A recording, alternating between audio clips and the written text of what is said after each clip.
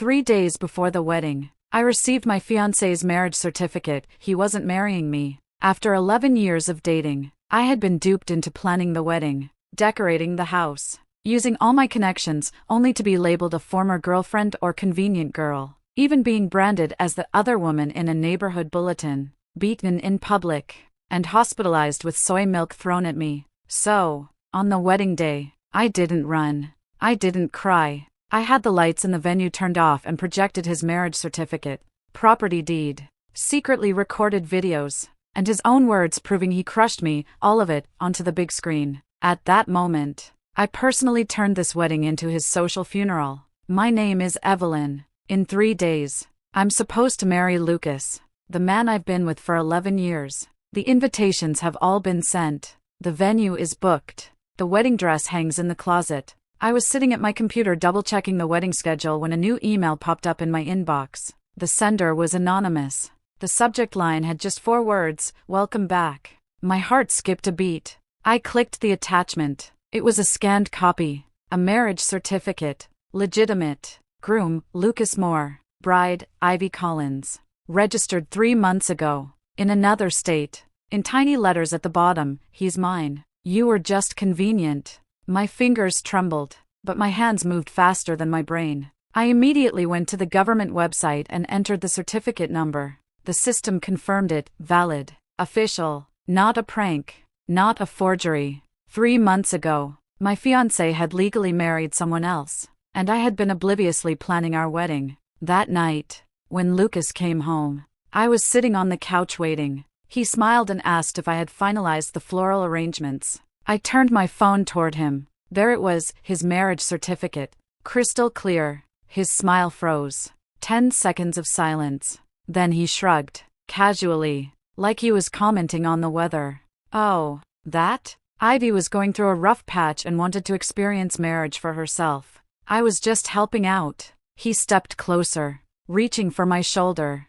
"We're not really married. Don't overthink it." I pulled away. "So, that makes you a bigamist now?" The paperwork was filed out of state. The law's looser there. Besides, we don't live together. It doesn't count as a real marriage. He paused. "Evelyn, do you really want to make a big deal out of this?" I looked at him. This face I'd known for 11 years suddenly felt terrifyingly unfamiliar. "The wedding's cancelled," I said. Lucas sneered. "Fine, cancel it. I never needed you anyway." He turned toward the bedroom, clearly expecting me to cave. For 11 years, I had. But this time, I watched his back and calmly said, "No, the wedding will proceed as planned." Lucas stopped mid-step, turned to me, a glimmer of smugness in his eyes. He must have been thinking, "See, she still can't live without me." He came closer, his tone softening. "That's more like it. I knew you'd be reasonable." I smiled. "Yes, it will proceed as planned." Satisfied, he went to take a shower, and I, after waiting for the bathroom door to close, picked up my phone and dialed a number I rarely called. The call connected. My grandfather's steady voice came through. "Grandpa," I said, my voice unnervingly calm. "I need to mobilize resources." He was silent for 2 seconds. "Understood." The call ended. Sitting alone in the dark, I realized for the first time that these 11 years had been a joke. The day before the wedding, I went to the apartment to grab a few things. This was the wedding house Lucas had bought a year ago. I had lived here for a full year. The paintings on the walls were my choices. The fridge magnets were mine. The balcony flowers were the ones I watered every day. The property manager happened to be downstairs. He saw me and nodded politely. "Hello, are you here for Mr. Moore and Ms. Collins? Should I notify them?" I froze. "Who?" "The owners, Lucas Moore and Ivy Collins." He flipped through the registry. "Oh, right. You must be Miss Evelyn? Mr. Moore mentioned you're a friend. Sometimes staying here." My blood ran cold. "I want to see the property registration records." The manager hesitated, but seeing my expression, he led me to the office. The screen came up. "Owners, Lucas Moore, Ivy Collins, purchase date, 1 year ago." My mind exploded. 1 year ago, that was the week Lucas had gotten down on one knee and proposed to me. He had cried, saying he wanted to give me a home. Turns out, on the property deed of that home, My name was never there. He proposed, then immediately bought the house jointly with someone else, and I, like a fool, had lived there for a year, paying for renovations and furniture myself. I didn't cry. I didn't scream. I said to the manager, "Thank you." Then I went back into the apartment. I packed my things. My clothes. My books. My makeup. The antique vases my parents left me. My childhood photo albums. Everything that belonged to me, gone. The paintings? I bought them, taken down. The fridge magnets? All mine, taken. The balcony flowers? I carried them down, pot by pot, into the car. 3 hours later, the apartment looked like I had never been there. No hair, no scent, no trace of me anywhere. After finishing, I sat on the empty living room floor, opened my laptop, and began reviewing the wedding budget. And then I noticed something even more ridiculous. 70% of this Lucas-prepared wedding venue, top florists, media sponsors, were all discounts or freebies arranged through my connections. He had just put his name on it. Most of the money had been my hidden contribution. Even the wedding planning team belonged to my college senior, who gave us a steep discount out of respect for me. I stared at the screen and laughed. Turns out, I was the real supporting pillar of this wedding. Without me, none of it would exist. Lucas, do you even know whose shoulders you're standing on? Ivy's welcome back from overseas party was held at the most expensive hotel downtown. Everyone in our circle was there. Lucas and I walked in together. But the moment we entered, he let go of my hand and headed straight for Ivy, who was surrounded by people. She was wearing a red backless dress, smiling brightly, and immediately looped her arm through Lucas's. "Let me officially introduce her," someone shouted. "This is Lucas's legal wife, Ivy. She just got back from abroad." Applause erupted. No one looked at me. I stood at the entrance like I was invisible. As the night went on, people got drunk and rowdy. "Give her a kiss. What are you afraid of? You're legally married," someone yelled. Others joined in. Lucas glanced at me. I looked back at him calmly. He turned away, wrapped an arm around Ivy, and kissed her. The applause and whistles nearly blew the roof off. Several people held up their phones, recording. After the kiss, Ivy shyly buried her face in Lucas's chest and said softly, "Oh, come on. Everyone's just messing around." Lucas laughed too. "Just doing a small favor. Don't make a big deal out of it. A small favor." That phrase again. I stood in the corner the entire time, recording the whole kiss and their conversation on my phone. Clear, steady. Near the end of the party, Ivy walked over to me, wineglass in hand, swaying gracefully. "Evelyn, I'm so sorry. Everyone got a little carried away tonight. You're not mad, are you?" Her eyes sparkled, full of triumph. The room fell quiet. Everyone was watching us. I raised my glass. My voice wasn't loud, but it carried across the room. "Since there's already a legal marriage," I said, "the bride can be replaced. Ivy, why don't you be the bride at tomorrow's wedding?" Dead silence. Ivy froze. Panic flickered across her face, then was quickly replaced by uncontrollable joy. She probably thought I was surrendering. Lucas's face turned ashen. He strode over. "Evelyn, what the hell are you saying?" I looked at him. "I'm saying your legal wife should finish the wedding with you. Isn't that what you want most?" He was speechless. I set my glass down and gave a slight nod to the crowd. "Enjoy yourselves. I'll take my leave." As I turned to go, I could feel countless eyes burning into my back. But this time, I wasn't the pitted official girlfriend. I was the one who had just handed over the bomb. Early the next morning, my phone jolted me awake. Hundreds of messages, group chats, unknown numbers. I opened the homeowners group chat. My photo had been posted as a public notice. "Be alert, this woman, Evelyn, has long harassed resident Mr. Lucas Moore. Despite knowing he is married, she forcibly intervened and attempted to destroy another family. Residents, please stay vigilant and protect the rights of Mr. Moore and his legal wife, Ivy Collins." Below it was a flood of insults. "Shameless homewrecker. No wonder she's always hanging around the complex. Heard she still wants to have the wedding? Trying to force her way in? Dox her." My hands were shaking, not from anger, but from disbelief. The apartment I had lived in for a full year, the home I had carefully built, was now someone else's fortress, and I had become the intruding mistress. I went downstairs to buy some groceries. As soon as I reached the gate, several people surrounded me, all residents, men and women. "It's her!" An older woman pointed at me, yelling, "Looks decent but does nothing but dirty things. Get out of our complex! Shameless! Beat the homewrecker!" Someone shoved me. I stumbled back and hit the metal gate. Another person splashed half a bottle of unfinished soy milk over me. The sticky liquid dripped down my hair. I tried to explain. "The apartment was mine." "Yours what? Is your name on the deed?" Someone cut me off. "The wife's back. And you're still refusing to leave." More shoving. I was knocked to the ground.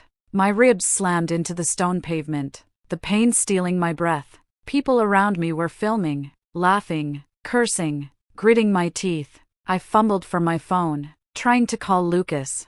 Once, twice, 10 times. No answer. In the end, a passing delivery driver called the police. They arrived, dispersed the crowd, and took me to the hospital. Diagnosis: soft tissue contusions. Mild concussion. Lying in the hospital bed, I opened my phone. The group chat had exploded again. Lucas had finally spoken. He posted a message: "Thank you to all the neighbors for your concern. Ivy Collins and I are indeed legally married. Miss Evelyn is merely an ex-girlfriend. Our relationship has ended. I hope everyone will refrain from excessive disturbance.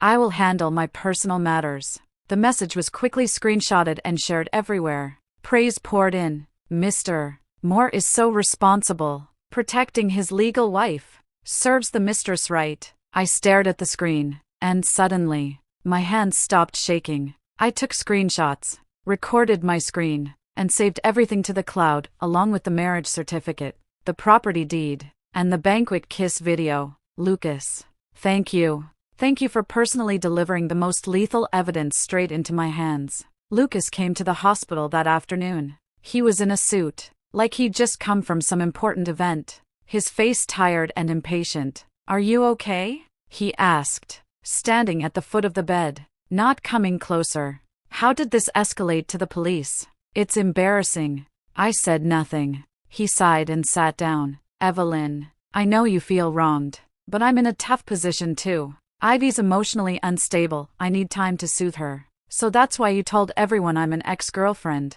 That it's over?" I asked calmly. "That was to control public opinion. What else could I do? Say you're my fiancé? Then what about Ivy? She's legally registered." I looked at his self-righteous face and almost laughed. "So what's your solution?" "The wedding goes on as planned." He leaned forward, his voice softening. "And I promise, it'll be even bigger than before. Media, guests, scale, top tier across the board. Consider it compensation. Okay? Compensation. A grander wedding to compensate me for being a year-long free occupant. To compensate me for being beaten as a so-called mistress. To compensate for the fact that he was already legally married." I looked at him like he was a stranger. "Lucas, let's cancel the wedding. Let's end it cleanly." His face immediately changed. "Evelyn, don't be ungrateful. I've already compromised this much. What more do you want? You want to go all out and destroy everything?" At that moment, his phone rang. The ringtone was specially set, a gentle, humming female voice. He glanced at the screen, and his expression softened immediately. It was Ivy. He answered the call in front of me. "Hey, babe, yeah, at the hospital, just looking at her and leaving. Don't cry. I'll be back soon, okay? Moi." He hung up and stood up.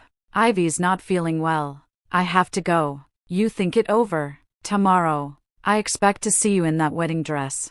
Showing up obediently, he walked to the door, then looked back. "Evelyn, don't do anything stupid. You have no way out." The door closed.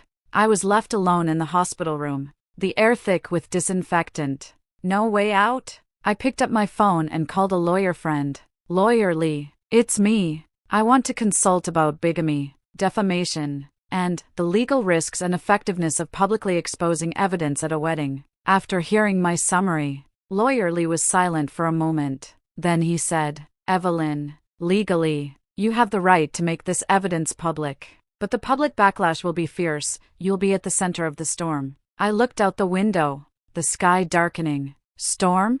I whispered. The storm is already here. I'm just going to change its direction. Wedding day. The most expensive hotel downtown. Roses lined the red carpet. Crystal chandeliers shone like daylight. Guests filled every seat. Media set up cameras everywhere. Lucas's parents were present. Normally low-key. Today they sat at the head table, basking in compliments. The MC came on stage for the third time to warm up the crowd. The bride had yet to appear. Backstage, Lucas's face was dark as he made call after call. Switched off. Switched off. Still off. What is she trying to do? He growled. Ivy, wearing a bridesmaid dress, she insisted on being a bridesmaid. Spoke softly beside him, maybe Evelyn regrets it, and ran away. Lucas. Don't worry. I can. Shut up. Lucas snapped. Minutes ticked by. Guests began whispering. The MC's forehead was slick with sweat. He had to tell endless jokes to stall. Then, the lights in the ballroom suddenly went out. Moments later, the massive central projection screen lit up. No MC. No music. The first image, a high-definition scan. Marriage certificate issued by another state. Lucas Moore Ivy Collins registered 3 months ago. The room erupted. The camera zoomed in. Certificate number. Official seal. Perfectly clear. Next. The property registration page from the management system appeared. Owners, Lucas Moore Ivy Collins. Purchase date, 1 year ago. Another wave of astonishment. The screen cut to the Ivy welcome back party video. Lucas and Ivy kissed as people cheered. The words clear, just doing a small favor. Then came screenshots from the neighborhood group chat. Lucas's message circled and read, Miss Evelyn is merely an ex-girlfriend. Our relationship has ended. Finally. A shaky mobile video. I was shoved. Splashed with soy milk. Knocked to the ground. The onlookers' curses rang out. Beat the mistress. Shameless. Video ends. On the black screen, white text slowly appeared. Who's the mistress? Who's the liar? Whose wedding is this? Dead silence. Then, an explosion of chatter. Media frantically took photos and videos. At the head table, Lucas's parents were pale as ghosts. Ivy screamed, trying to flee backstage, only to be blocked by curious guests. Lucas rushed to the control panel, shouting, Turn it off! Turn it off! But the console was locked. The tech team shook their heads helplessly. The screen lit up again. This time, a live feed from the airport terminal. I was sitting calmly in a simple shirt and jeans, waving at the camera. Next to me, flight number, destination, New York. The feed cut to black. 2 lines appeared, wishing you a happy life together. Not attending. The entire room went into chaos. The wedding had turned into a massive scandal livestream. And I, 30,000 feet above, turned off my phone. Grandpa texted, Let me know when you land. The rest is in the hands of professionals. I closed my eyes. For the first time, I felt free. 24 hours later, I landed in New York and opened my phone. Unread messages, $9.99 plus. Social media had exploded. The live broadcast for my wedding went viral on every marketing account. Headlines grew more sensational by the minute. Shocking twist. Groom's other marriage certificate shown at wedding. Year's biggest drama. Groom already married. Bride runs away. Leech boy and scheming girl deceived rich heiress for 11 years. At first, some defended Lucas and Ivy. She's so conniving, why not speak up earlier instead of retaliating at the wedding? It takes 2 to tango. She must be at fault too. But soon, tech bloggers reconstructed the full timeline. Fact check, marriage certificate predates proposal by 3 months. Property deed predates proposal by 1 week. This was no impulsive act, it was long-term, premeditated deception. The public opinion began to shift. Someone dug up Ivy's social accounts, revealing posts 6 months ago with ambiguous waiting for you to come home captions. Geotagged overseas. The watch in the photos was identical to one Lucas always wears. Others tracked down the neighbors who had attacked me. They stammered, eventually admitting they acted out of anger at the group notice, but the notice had been posted by Ivy's friend. The video of me being shoved and splashed with soy milk was slowed down and captioned, offline version of cyberbullying. Lucas's line in the chat, ex-girlfriend. Relationship ended, became the ultimate trigger. 11 years together, she built his career connections. Lived in his place while paying out of pocket to renovate it, and in the end she's labeled the ex-girlfriend? That freeloading is just disgusting. Legal wife? More like a legally certified scam couple. My lawyer released a short statement on my behalf. I have no relationship of any kind with Mr. Lucas Moore. Regarding the past, no pursuit of liability, no reconciliation, no private mediation of any kind. This matter has been fully entrusted to legal counsel. No further response will be given. No sob stories. No accusations. Just a clean, rational cut. That restraint only pushed public opinion further in one direction. She's so cool, clean and decisive. This is what a real female lead looks like. No hair-pulling drama. Just walking away. 11 years wasted. But her future is going to be brilliant. Comments on Ivy's account were flooded until she disabled them entirely. Under the official account of Lucas's Research Institute, the comments were filled with demands to investigate employee ethics, and my phone was overwhelmed by Lucas's frantic calls and messages. Evelyn, pick up. Let's talk.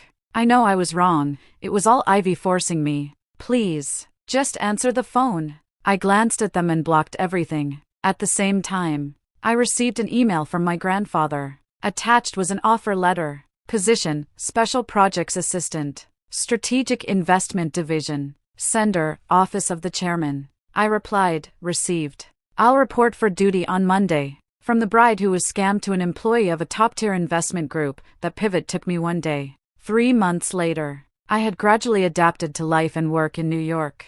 Within the group, no one knew my past. They only knew I was personally recommended by the chairman. Mysterious background. Strong capability. I kept my head down, learning, accessing the most core project materials. Until one day, while reviewing a list of investment projects pending evaluation, I saw a familiar name. More Biotechnology Research Project, seeking Series A financing. Project lead, Lucas Moore. I smiled. Life really does bring people together in unexpected ways. I pulled the full project file. After reading it, I understood. This was Lucas's life's work, years of research, the foundation of his academic reputation. It had never really taken off before. It was me who had used my connections to secure early-stage funding and lab resources for him. Now, the project had reached a critical stage and required substantial capital to push into clinical trials. But the report showed that over the past 3 months, progress had stalled badly. Team morale was low. Several presentations were riddled with gaps. In the evaluation notes, one line stood out: core management, Lucas Moore, appears distracted in recent months. Communication efficiency is low. Grasp of project details is insufficient. Recommendation, postpone investment. I closed the report. I could almost picture the chaos on Lucas's end. At the same time, at Lucas's institute, why don't these numbers match? Lucas shouted at his assistant. Before Evelyn handled all the cross-checks and lab coordination, the assistant said quietly. Then go find her and have her check it. The assistant was on the verge of tears. Boss. Evelyn, she's blocked everyone. Phone, email, social media, no way to reach her. Lucas froze. He slumped into his chair. For 3 months, he had been used to saying, without thinking, go ask Evelyn, or let Evelyn handle it. Coordinating partners? Evelyn had the connections. Preparing filings? Evelyn knew them best. Soothing investors? Evelyn was good at communication. Now, Evelyn was gone. His world suddenly seemed to lose all its lubrication and connectors, everything jammed. Nothing moved. The investors sent an ultimatum, one final project presentation next week. If it failed, funding would be pulled. With no other options, Lucas bought the earliest ticket to New York. He found out which building my group was in and waited outside for 2 days. Finally, he saw me step out of a black sedan, wearing a sharply tailored suit, escorted by several people as I walked into the building. He rushed over. Evelyn. Security politely but firmly stopped him. An assistant stepped forward. Sir, do you have an appointment? Evelyn. It's me, Lucas. Just 5 minutes, please, he said urgently, looking straight at me. Only then did I seem to notice him. My gaze was calm, unreadable. Mr. Lucas Moore? My tone was distant. If this is business, please follow the group's official appointment process. If it's personal, I paused, then smiled faintly. I don't believe there's any personal matter left between us. I turned and walked into the elevator. As the doors closed, they reflected my cool, composed image and Lucas's face, frozen in shock and panic. He probably finally realized that the Evelyn who once revolved around him, who fixed everything for him, now stood at a height he had to look up to, and one he could only reach by making an appointment. What he didn't know, and what truly doomed him, was that the latest evaluation report determining his project's fate was lying quietly on my desk. Lucas didn't give up.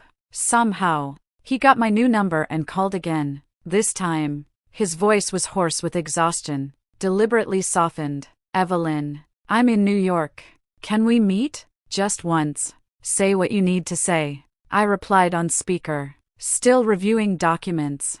Ivy and I are in the process of divorcing," he said urgently. "It'll be done soon. Before, it was all my fault. I was confused. I was misled by her. Evelyn, give me one more chance. Let's start over, okay? The wedding, we can have an even grander one." I put my pen down. "Lucas, I'm here. On what grounds?" I asked slowly. "Do you think I would take a second-hand life? A life already used by someone else? Tainted with legal ties?" There was a hitch in his breathing on the other end. "I'm not. Evelyn, I love you. 11 years, our relationship, your love," I said lightly, "is marrying someone else behind my back, treating me as a free housekeeper and resource hub, and then stepping on me when I was called the mistress?" I laughed softly. "That love is too expensive. I can't afford it.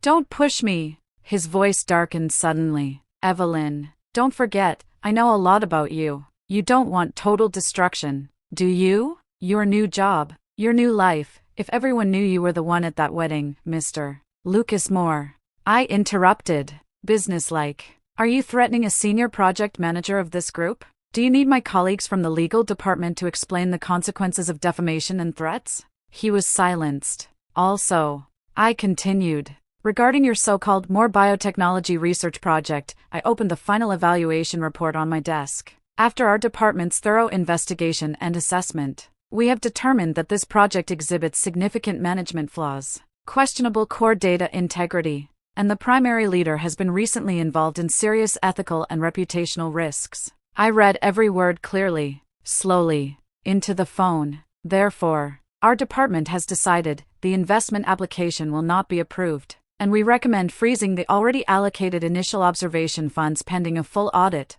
On the other end, there was the sound of something breaking, followed by his heavy breathing. "Why you? It's you?" His voice trembled. "You evaluated my project? Evelyn, you can't do this. This is my life's work. This is revenge. You're abusing your power." "Mr. Moore," I said coldly, "please watch your language. This is a fully compliant business decision. The evaluation process is transparent, and all concerns are documented. If you dispute the findings, you may appeal according to standard procedure. However," I added, "the fund freeze will remain in effect during the appeal. Good luck." I hung up, blocked the number. Then, in the final opinion section of the evaluation report, I signed my name and employee ID. The reasoning was sound, the process legitimate. This was not revenge. This was business. And now, the rules, partly, were under my authority. The news of the fund freeze hit Lucas like a bomb. Under pressure, the research institute suspended his project and removed him from core positions. With nowhere left to turn, he made a decision. He posted a long essay on domestic social media. Title: "I abandoned my research dream to atonement." In it, he painted himself as a misled, momentarily foolish man, claimed how deeply he loved his ex, me, how Ivy had forced him to register the marriage certificate, and how he spent nights in remorse. He wrote that, to atone, he would resign from the institute and abandon the years of research, spending the rest of my life in penance and waiting. "I know I am not worthy of her," he wrote. "I only hope that my departure and renunciation will show her my remorse. I do not ask for forgiveness, only for a chance to look up to her again." This supposedly heartfelt and sacrificial article even fooled some people. Public opinion wavered for a moment. At least he paid the price. Giving up a research dream must be true love, right? Scumbag. Yes, but kinda pitiful too? Will Evelyn soften? I didn't even look at it. My assistant cautiously asked if we should have PR handle it. I shook my head. No. Clowns are only encouraged when you engage with them. But I didn't expect Ivy to come after me. Somehow, She had slipped into the corporate cafe and intercepted me as I went down for coffee. 3 months apart had taken a toll. She looked haggard, her eyes bloodshot and wild. "Evelyn, are you satisfied now?" she shrieked, drawing several glances. "Lucas is ruined because of you. His career gone. His project gone. Do you want to kill us both?" I looked at her calmly. "Please watch your language." "Security. Language? Bah." She completely lost control. "You think you've won? I tell you, Lucas loves me. We're married. Legal spouses. Who are you? Some fool he played with for 11 years. If it weren't for your rich grandfather, you'd be a pathetic, abandoned nobody right now. You've ruined my life. I won't let you off easy. I'll expose everything about you. Just wait." She lunged at me, but security arrived just in time. I smoothed my wrinkled sleeve. "Ms. Ivy Collins, your statements constitute harassment and threats. Furthermore, you just admitted, in your own words, your legal marriage to Lucas Moore and the deliberate concealment of facts." I pointed to the cafe's surveillance camera in the corner and shook the phone I had been holding. "Your little performance, including your admission of orchestrating public smearing of me, has all been recorded." Ivy went pale. You recorded me? Legally obtained evidence." I smiled. "I'll hand over the audio and video to my lawyer. I believe this will complete the chain of evidence for your and Lucas's conspiracy to defraud and defame." Ivy slumped as if drained of all energy, muttering, "No, it's not, you're framing me." I turned and left. At the door, I heard her collapsing cries, "Lucas, look at her. Look at how ruthless she is." Ruthless? Perhaps. But compared to what you two put me through, this is mild. And this mild recording would become the last straw that crushed their false facade of love. A few days later, I had to travel back to China for a confidential business project. Somehow, Lucas and Ivy still found out. I had just stepped out of the airport, heading for the parking lot, when they blocked my path in the corridor. Lucas looked defeated, scruffy beard, dark circles under his eyes. Ivy gripped his arm tightly, her gaze sharp as a poison blade. "Evelyn, let's talk," Lucas rasped. "Just one last talk." "There's nothing to talk about." I sidestepped them. "Don't walk away," Ivy screamed, letting go of Lucas and rushing toward me. "Give me back the recordings. Delete everything, or I'll take you down with me." "Ivy, calm down." Lucas tried to restrain her. "I can't." Ivy shook him off, her face twisted in hysteria. "It's all your fault. All of it. You ruined my wedding, my reputation. And now you want to ruin my marriage. You vicious woman. Why don't you just die?" She lunged at me with all her strength. Caught off guard, I stumbled backward, right into the airport's busy internal roadway. A taxi was accelerating toward me, screeching brakes. In a split second, a shadow leapt forward and slammed into me, pushing me out of the way. Bang! The dull crash echoed. Lucas had thrown himself in front of me. The taxi hit him, and his body rolled several meters before lying motionless. The taxi screeched to a halt. The driver was paralyzed with fear. Ivy froze, staring at the blood pooling around him, letting out a piercing scream, "Lucas!"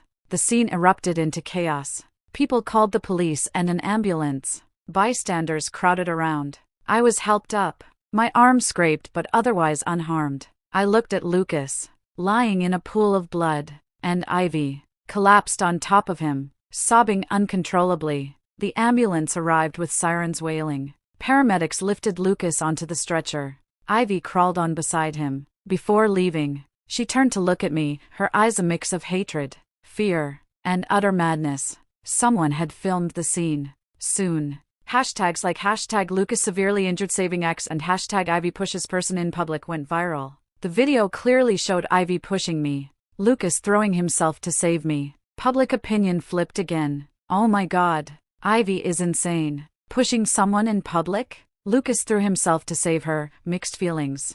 Saving someone is instinct, but it doesn't change that he's a scumbag. Evelyn is unbelievably unlucky to have run into this pair. I cooperated with the police report. As for Lucas's heroic sacrifice, I said nothing. No pity, no sympathy, no hatred. It was just like watching an accident that had nothing to do with me. My lawyer asked if I wanted to pursue Ivy for intentional injury. I looked at my scraped arm. Yes. follow the strictest legal procedures. And Lucas, in the ICU? Skull fracture, multiple internal bleeding. Even if he survived, serious long-term consequences were likely. His research career over. A life and career sacrificed for a hero saves beauty scene. Too bad. The audience wasn't buying it. The beauty had already left the stage. 3 months later, New York. I was preparing a critical MA report. The target, an emerging biotech lab with promising patents and a lean research team. Its predecessor? The core team of the More Biotechnology Research Project, Lucas's old project that had collapsed due to funding issues and the lead's downfall. The former assistant, once under Lucas's thumb, had grown into the new team leader. He carried the remaining core data and staff, rebuilding the lab, searching for a buyer. Our assessment found that although the project had past blemishes, with the former lead, Lucas, removed, the underlying technology and team value remained strong, and the price was fair. My report recommended the group move forward with acquisition. At the board meeting, I clearly presented the pros, cons, risks, and expected returns. Grandfather sat at the head, quietly listening. Other board members asked sharp questions. I answered confidently. In the end, the vote passed. As project lead, I would oversee the acquisition integration. After the meeting, Grandfather called me aside. That project was Lucas's, he said, eyes sharp. Are you sure this is purely business?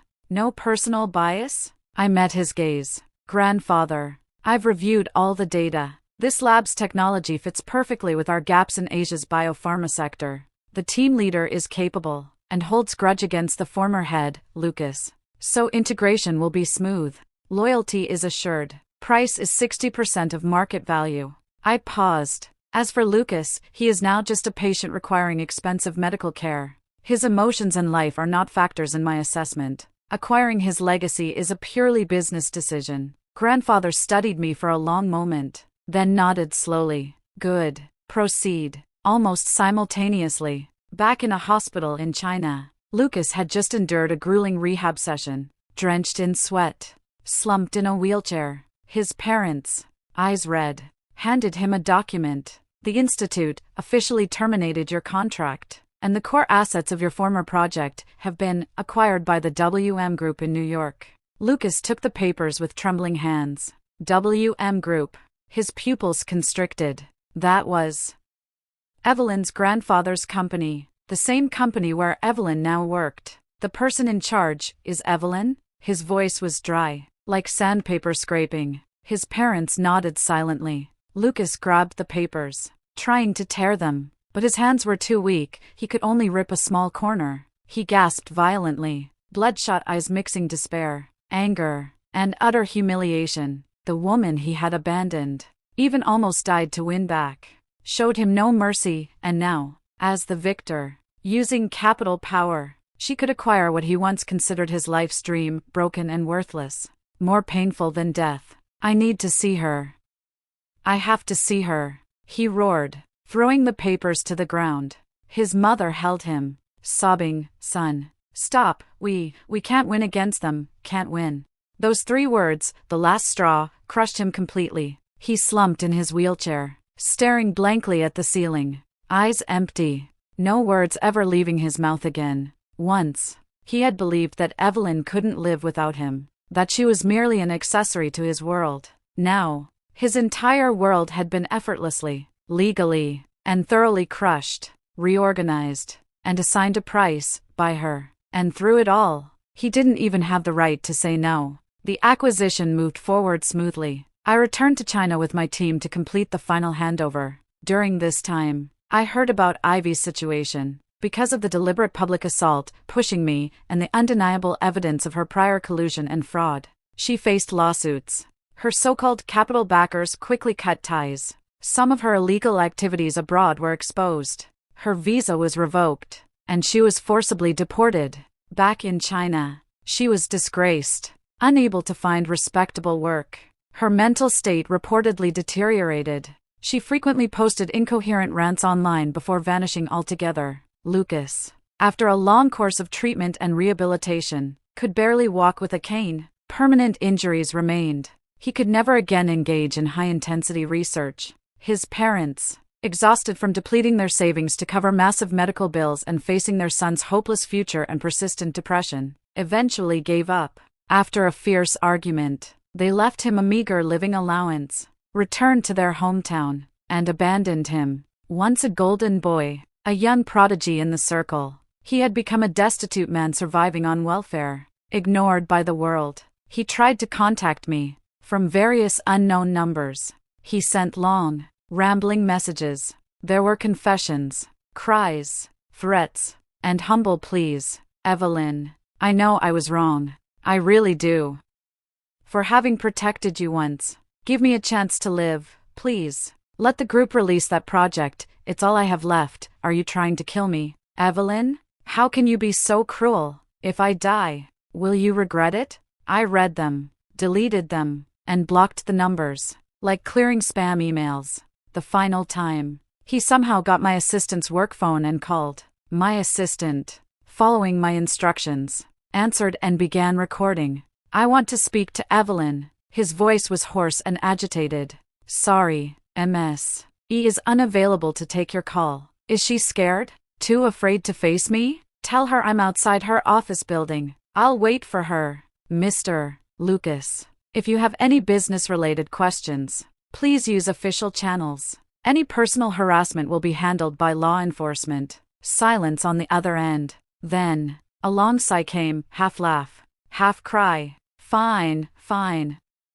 Evelyn, you're incredible. You've won. I wish you the very best in life. The line went dead. My assistant looked at me. I waved her off. Ignore it. From now on, any contact from him follows the protocol. I didn't look out the window to see if anyone was really there. It didn't matter. His survival, his emotions, his life, long ago. None of it concerned me. The acquisition concluded perfectly. At the celebration banquet, I raised a glass to thank the team. Lights glittered. Everyone enjoyed themselves. No one mentioned the project's former owner, lying in some dark, shabby apartment, living on meager welfare, gnawing on the bitter fruit of regret and resentment. The world works this way. When you are strong enough, those who once hurt you don't even deserve to remain a clear memory. They are only fit to be inconsequential stepping stones on your path to success. Faded, nameless, and utterly trampled. A year later, I was officially appointed the youngest division president in the group. At the same time, grandfather confirmed me as the primary heir in the family trust. A financial magazine came for an exclusive interview. The reporter, a sharp, professional woman, asked incisive questions. Ms. Evelyn, you're very young, yet have achieved remarkable success in a short time. But we also noticed that about a year ago, you were involved in a highly dramatic personal incident. That wedding event, did it affect your later career choices or life path? The red camera light blinked. I wore a tailored suit, seated in the corner office overlooking New York's skyline. I smiled, speaking calmly. It was indeed a memorable experience. But rather than say it affected me, I would say it acted as a powerful wake-up call. I looked into the camera, steady and sincere. It allowed me to see many things clearly. For example, the essence of a relationship isn't in promises or time, but in respect and integrity. For women in intimate relationships, it's easy to unknowingly surrender resources, connections, even dignity, to fill a hollow thing called love. That episode made me realize that what I had been in was a structurally flawed relationship. My efforts, my value, systematically underestimated and exploited. The reporter pressed further, so do you think that failed relationship made you the successful person you are today? I shook my head. No. What made me who I am today are my own choices, my efforts, and the support of my family. That experience was just a catalyst, a moment to stop walking the wrong path, and reassess myself and my direction. I am grateful for the catalyst, but I am not grateful to those who created it. Pain is never worthy of gratitude. What's worthy of gratitude is surviving it, and becoming stronger because of it. After the interview aired, the reaction was strong. Many said that in my eyes. They saw no resentment, no vanity, only clarity and composure forged from weathering storms. I was no longer the abandoned bride in tabloid gossip, nor the vengeful ex-girlfriend in revenge stories. I am Evelyn, the youngest division president of WM Group. a decision maker standing firm in the business world. The narrative belongs to me, and I hold it firmly. 6 months later, several major projects I led succeeded one after another, cementing my authority within the group. Occasionally, rumors about Lucas and Ivy would surface. Apparently, they met once in a cheap basement apartment, argued, fought, and neighbors had to call the police to break it up. After that, nothing. Like water into the ocean, gone without a trace. No one cared where they ended up. The world is busy. It doesn't linger on the failures. Today, I was invited to speak at a top international economic forum. One of the keynote speakers, the audience, world leaders, top business magnates, academic titans. I walked onto the stage, adjusted the microphone. Spotlights hit me. I lifted my head, surveying the crowd, dense, intelligent, powerful. I spoke in fluent English, voice steady, sharing my insights on future global economic trends. Confident, composed, and articulate. No one knew, nor would anyone care, that a few years ago, I had been verifying flower colors in a cramped bridal apartment, called a homewrecker at the entrance of my neighborhood, listening to his half-hearted compensation from a hospital bed. Those pains, humiliations, betrayals, and tears, now, they had become the strength, confidence, and wisdom that let me stand here. The speech ended. Applause thundered. I bowed slightly and stepped off the stage. Grandfather was there, smiling with pride. "Well done," he said. "Thank you, Grandfather." We walked together to the VIP lounge. The corridor was long, carpeted thickly, footsteps silent. Outside, the world's most dazzling nightscape. Recently, a few promising young people, with good family background and talent, wanted to meet you, Grandfather casually mentioned.